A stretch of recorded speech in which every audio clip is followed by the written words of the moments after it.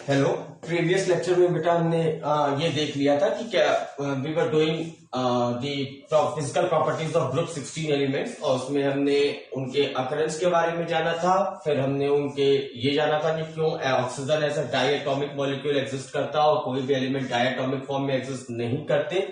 और हमने ये भी देखा था कि इनकी आयोनाइजेशन एनर्जी क्यों हाई होती है, और लेकिन ionization energy is low compare to the corresponding elements of group 15। आज का टॉपिक है इलेक्ट्रॉन गेन एंथैल्पी। हालांकि मैंने इलेक्ट्रॉन गेन एंथैल्पी ग्रुप 15 में भी बताया था, but I will be repeating over here again so as to make a very clear idea of how we जज the electron gain enthalpy. Electron gain enthalpy क्या होता है? It is the amount of energy which is released when an electron is added to the outermost shell of an atom. What do I mean by saying? मान लीजिए जो non metals है, they have a very high tendency of gaining the electrons. Suppose कोई non metal है, उसके पास nucleus है और उसके इर्द गिर्द आपके इलेक्ट्रॉन्स हैं, और बाहर से कोई एक एलिमेंट है, लेट अस कॉल कोई मेटल है जो एक इलेक्ट्रॉन को दे रहा है। तो ये इलेक्ट्रॉन जो है, ये इसके न्यूक्लियस के अंदर जो एम्बेडेड प्रोटॉन्स है और इसके न्यूक्लियस के बाहर ये जो इलेक्ट्रॉन्स घूम रहे हैं, इन दोनों का एक अफेक्ट होगा इस इलेक्ट्रॉन पे। न्यूक्लियस इस इलेक्ट्रॉन को अट्रैक्ट कर रहा होगा और बाहर के जो इलेक्ट्रॉन्स हैं वो इसे रिपेल कर रहे होंगे। लेकिन बाहर के इलेक्ट्रॉन्स का रिपल्शन बहुत ज्यादा नहीं होता as compare to attraction by the nucleus, and the reason is same कि सारे प्रोटॉन्स एक बहुत ही छोटे से जगह पे कंसंट्रेटेड फॉर्म में एग्जिस्ट करते हैं, that is nucleus, whereas electrons वो थ्रू आउट द स्पेस में इधर उधर घूमते रहते हैं। आपको ये पता होगा कि न्यूक्लियस और electrons it is just equivalent, कि आप ये मान लीजिए कि अगर ये एंटायर रूम मेरा एक एटम है, तो एक डस्ट का पार्टिकल जो कि एक छोटे से डस्ट के पार्टिकल के बराबर आपका न्यूक्लियस होगा, और ये एंटायर अवेलेबल रूम इलेक्ट्रॉन्स के वेंडर करने के लिए जगह होगी।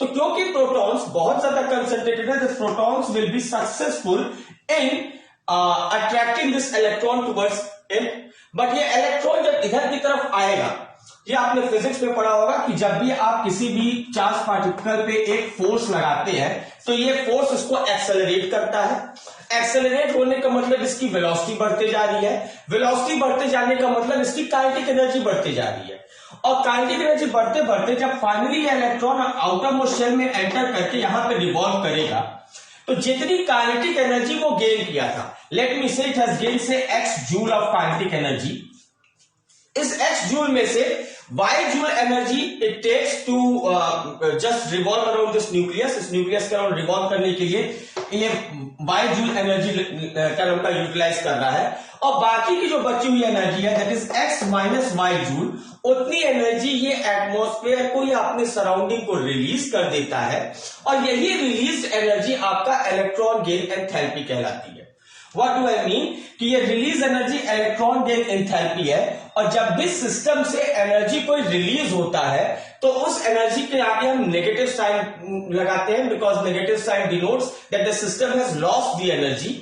तो इसलिए इलेक्ट्रॉन गेन एंथैल्पी हमेशा नेगेटिव साइन के साथ हम लगाते हैं। नाउ हमें यह देखना है कि जैसे जैसे हम नीचे की तरफ जाएंगे, इलेक्ट्रॉन गेन एंथैल्पी ज्यादा नेगेटिव होगा या कम नेगेटिव होगा। ज्यादा नेगेटिव का मतलब ज्यादा एनर्जी रिलीज हो रही है as we go down the group, या कम एनर्जी रिलीज हो रही है as we go down the group. And the general trend is that as we go down the group, as we go down the group, that is group 16 elements, the electron gain enthalpy becomes less negative. Electron gain enthalpy becomes less negative.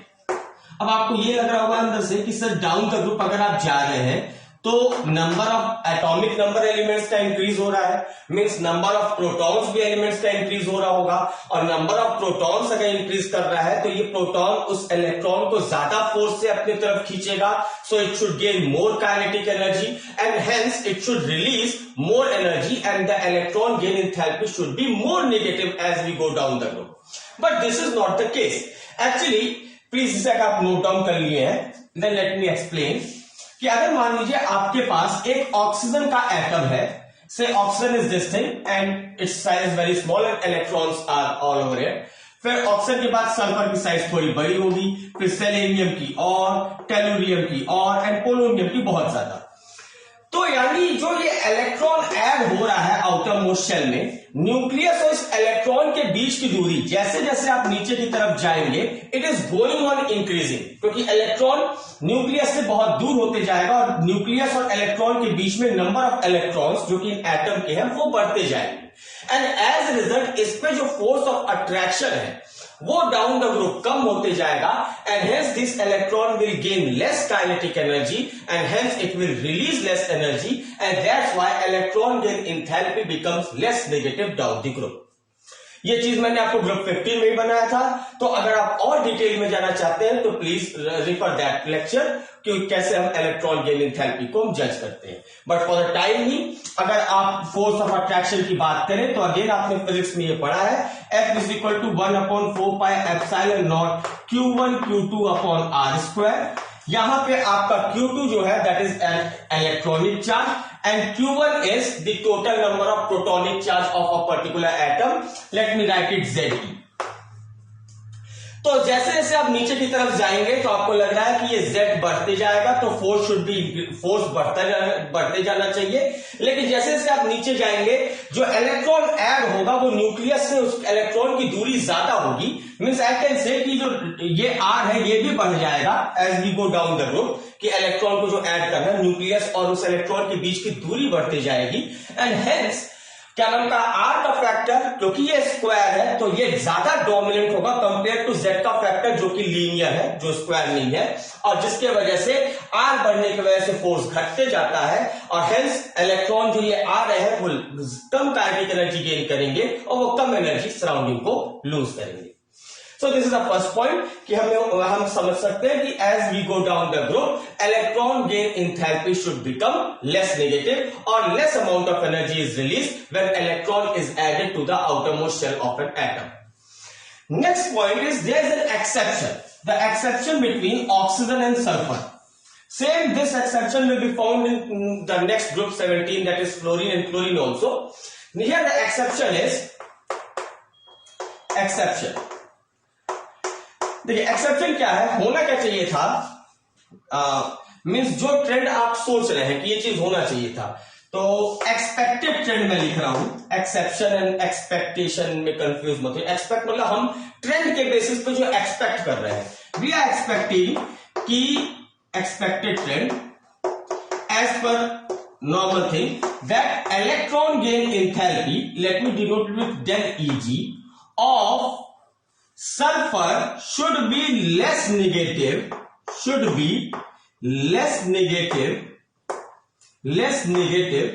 than oxygen. Why?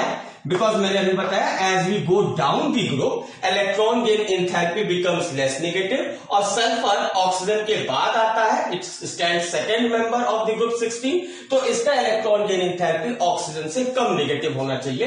ये आपका expected trend है। But the observe trend is that's the exception. Observe trend क्या है? There is an exception that electron gain enthalpy of oxygen is less negative than sulfur.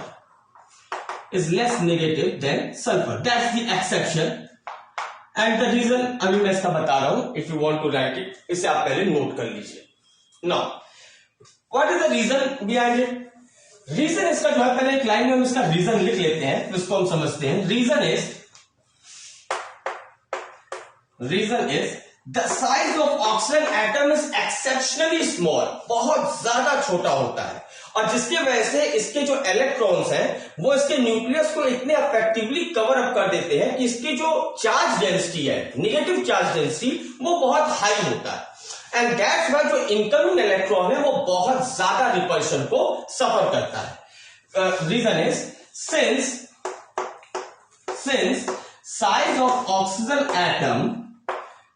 size of oxygen atom is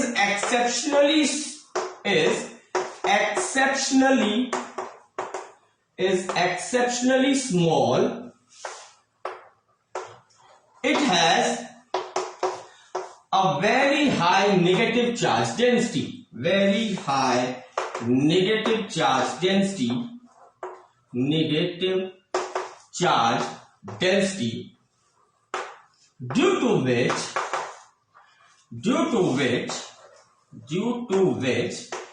the incoming electron suffers some repulsion also. The incoming electron suffers some repulsion also.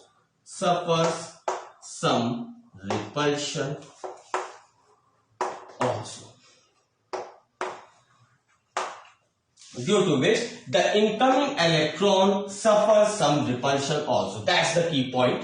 That's the key line of this reason. अब please इसे आप note down कर लीजिएगा please, और जल्दी जल्दी note down कीजिएगा because I erase it. तो रीजन ये है, लेट अस सी कि what do I mean to say, कि देखिए ऑक्सीजन के पास आपको पता है कि 8 इलेक्ट्रॉन्स एंड 8 प्रोटॉन्स होते हैं. बाकी ये केसेस में क्या था, सपोज ये 8 प्रोटॉन्स है इसके न्यूक्लियस में और इधर 8 इलेक्ट्रॉन्स है. ये 8 इलेक्ट्रॉन्स इतने कम एरिया में क्राउड कर रहे हैं न्यूक्लियस को, तो न्यूक्लियस को कंप्लीटली ढक देती है. एंड एज ए रिजल्ट जो इनकमिंग इलेक्ट्रॉन है वो एक तो न्यूक्लियस उसको खींच रहा है, ऊपर से जो बाहर के इलेक्ट्रॉन्स है ये ज्यादा रिपल्शन इनकाउंटर कर रहा है उसके ऊपर, ज्यादा रिपल्शन इंपार्ट कर रहे हैं उसके ऊपर. एंड दैट्स व्हाई इलेक्ट्रॉन उतनी काइनेटिक एनर्जी नहीं गेन कर पाया जितना हम एक्सपेक्ट कर रहे थे. इस हाई चार्ज डेंसिटी की वजह से इलेक्ट्रॉन थोड़ा सा रिपल्शन और सफर करेगा. बट सल्फर के केस में क्या है, भले उसके पास 16 प्रोटॉन और 16 इलेक्ट्रॉन्स है, लेकिन इलेक्ट्रॉन्स बहुत ज्यादा इसको घेरे नहीं हुए हैं और इसीलिए न्यूक्लियस का जो अफेक्ट है इलेक्ट्रॉन पे वो ऑक्सीजन के कंपैरिजन में ये कह सकते हैं कि ज्यादा अफेक्टिव है. कि यानी करिए कि जो इसके सराउंडिंग इलेक्ट्रॉन्स हैं वो इस इलेक्ट्रॉन पे जो रिपल्शन इंपार्ट कर रहे हैं या रिपल्शन कर रहे हैं उसे, वो ऑक्सीजन के कंपैरिजन में कम होगा, क्योंकि ऑक्सीजन के केस में ये जो नेगेटिव चार्ज है इलेक्ट्रॉन की डेंसिटी है वो बहुत ही ज्यादा हाई है. And this is the point that you need to remember in this topic. यानी कि as we go down the group electron gain enthalpy becomes less negative, with the exception that electron gain enthalpy of sulfur is more negative compared to that of oxygen. यानी अगर मैं negative के term से बात करूं तो सबसे ज्यादा electron gain enthalpy negative sulphur का होगा, then will come oxygen, then selenium, tellurium and polonium. That will be the final arrangement of the elements in terms of their electron gain enthalpy. Next is your allotropy. Allotropy क्या होता है बेटा, ये आप लोगों ने छोटे क्लास में भी किया है. जब एक एलिमेंट एक से ज्यादा फॉर्म में एग्जिस्ट करता है, means they have same basically chemical properties but different physical properties. Like carbon के एलोट्रोप्स क्या होते हैं, diamond, graphite and fullerene. Diamond भी कार्बन है, ग्रेफाइट भी कार्बन है, फुलेरिन भी कार्बन है, लेकिन इनके फिजिकल अपीयरेंस या फिजिकल प्रॉपर्टीज अलग अलग है. डायमंड चमकता है, ग्रेफाइट के पास लश्चर है लेकिन डायमंड से कम है. Diamond is a very hard but graphite is bit soft. Diamond is a poor conductor of heat and electricity but graphite is a good conductor of heat and electricity. तो जितने भी physical properties है ये very करते हैं, लेकिन इनका chemical composition जो है that is going to remain the same. In similar fashion अगर मैं ऑक्सीजन की बात करूं तो ऑक्सीजन के 2 एलोट्रोप्स होते हैं, एक O2 एंड एक O3. Those who don't know, O3 is the chemical formula of ozone. ये दोनों इनका केमिकल कॉम्पोजिशन सेम है, ये दोनों ही सिर्फ ऑक्सीजन से बने हुए हैं but they have different physical properties. Ozone gets depleted by the ultraviolet rays और ये बहुत ही ज्यादा अनस्टेबल होता है, मतलब ओजोन को थोड़ा सा भी हीट साउंड एनर्जी के फॉर्म में भी मिल जाएगा तो वो वापस डिकम्पोज बैक कर जाएगा oxygen. Sulphur exist in various forms. One is rhombic sulphur, monoclinic sulphur and plastic sulphur, और बहुत सारे नाम हैं बट ये 3 ही इंपॉर्टेंट है. ये 3 क्या, इनमें आपको सिर्फ ये दोनों ही देखना होगा. एक ही बात तो बाद में हम करेंगे ही, आपको सल्फर के इलेक्ट्रोपिक फॉर्म्स देखने हैं और ज्यादा नहीं कुछ करना। इसका सेलेनियम भी आपका रोम्बिक फॉर्म में या फिर मोनोक्लिनिक फॉर्म में आता है एंड सो ऑन। मीन्स लगभग सारे एलिमेंट्स एलेक्ट्रोपी को शो करते हैं, लेकिन सबसे ज्यादा एलेक्ट्रोपी को कोई शो करता है then that is your sulphur. तो लेट्स सी पहले सल्फर का स्ट्रक्चर क्या होता है। सल्फर मैंने आपको बताया था कि ये लोग सिंगल बॉन्ड से, मतलब ऑक्सीजन की तरह, ऐसा नहीं कि डबल बॉन्ड बना के O2 की तरह एग्जिस्ट करें, ये सिंगल बॉन्ड ही बनाते हैं and sometimes they form chains. Sulphur का एक स्ट्रक्चर है and it's very important, it's something like this.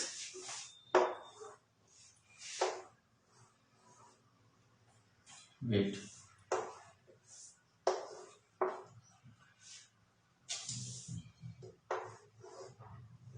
something like this, S.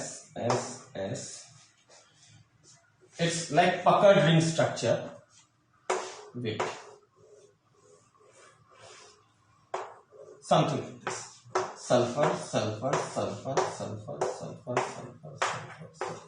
Sulfur generally exists as S8 molecule, as you can count 1 2 3 4 5 6 7 8 and ये structure आप ये देख सकते हैं कि जस्ट लाइक मतलब ये राजा का मुकुट की तरह है, जो मतलब रोम वोम के राजा होते थे, तो ये उस टाइप से दिख रहा है। और इसका जो नाम होता है इस स्ट्रक्चर को we call it puckered ring structure. Puckered ring structure generally sulphur इस फॉर्म में एग्जिस्ट करता है एसिड। एक और सल्फर का फॉर्म होता है that is chair structure, something like this. Sulphur आप यहां पे देख सकते हैं, एक चेयर स्ट्रक्चर में sulphur exist as S6 molecule. मैं आप 6 सल्फर इस टाइप से, मतलब it is just like a chair. अगर आप इसको लैटरली देख रहे हैं, मतलब इस तरफ साइडवेज देख रहे हैं, तो आपको ये लगेगा कि ये यहाँ पे एक चेयर है, यहाँ पे कोई आदमी बैठ के न्यूज़पेपर पढ़ रहा है या और। तो ये आपका S6 स्ट्रक्चर है। तो इसमें सबसे इंपॉर्टेंट आपका S8 है और ये स्ट्रक्चर आपको याद रखना है कि sulphur exist as S8 structure या पकड़ ring structure. Now, we are going to see about the various allotropic forms of sulfur.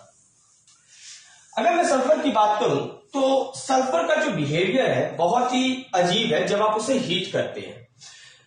बाकी चीजों जैसे सल्फर को अगर आप हीट करते हैं तो पहले तो वो पिघल के लिक्विड बनता है और उसके बाद आप फर्दर हीटिंग करते हैं तो उसकी मोबिलिटी कम होते जाती है, मतलब वो डेंस होते जाता है धीरे धीरे। फिर एक पर्टिकुलर टेम्परेचर के बाद जब वो एकदम बहुत ज्यादा डेंस हो जाता है, फिर से आप उसको अगर हीट करते हैं तो फिर से वो क्या नाम का है वेपराइज होना स्टार्ट हो जाता है and it gets converted to vapour form. This is very you can say कि peculiar property of the sulphur. So let us do it now. We will be doing this in our next lecture। बस मैं आपको कुछ important points इसके बता दूं कि यहां पे एक टेम्परेचर होता है 369 kelvin. That temperature is very important because इस टेम्परेचर के आगे या पीछे ट्रांजिशन होता है। रोम्बिक सल्फर को अगर आप 369 केल्विन पे हीट कर देंगे it will get converted to monoclinic sulphur, और मोनोक्लिनिक सल्फर को आप ठंडा करके 369 केल्विन पे लेते आएंगे it will get converted to rhombic sulphur. So this transition temperature और critical temperature is very important. इसे हम ध्यान में रखेंगे नेक्स्ट क्लास के लिए। ट्रांजिशन टेम्परेचर या इसे आप हम क्रिटिकल टेम्परेचर भी बोलते हैं, और क्रिटिकल टेम्परेचर ये इंपॉर्टेंट है। ये temperature, this temperature has to be memorized, it's very important. And sulphur में आपको और कुछ नहीं करना, you will have to only study about the heating effect on sulphur कि सल्फर को जब आप हीट करते हैं तो कौन कौन से इफेक्ट्स को शो करता है। अदरवाइज सल्फर के और वैसे कोई केमिकल प्रॉपर्टी आपको देखना नहीं और ना ही उसके बारे में कुछ ज्यादा समझना है। तो अगर आप बोर्ड्स के लिए पढ़ रहे हो या कॉम्पिटिशन के लिए तो सल्फर का हीटिंग इफेक्ट बहुत जरूरी है।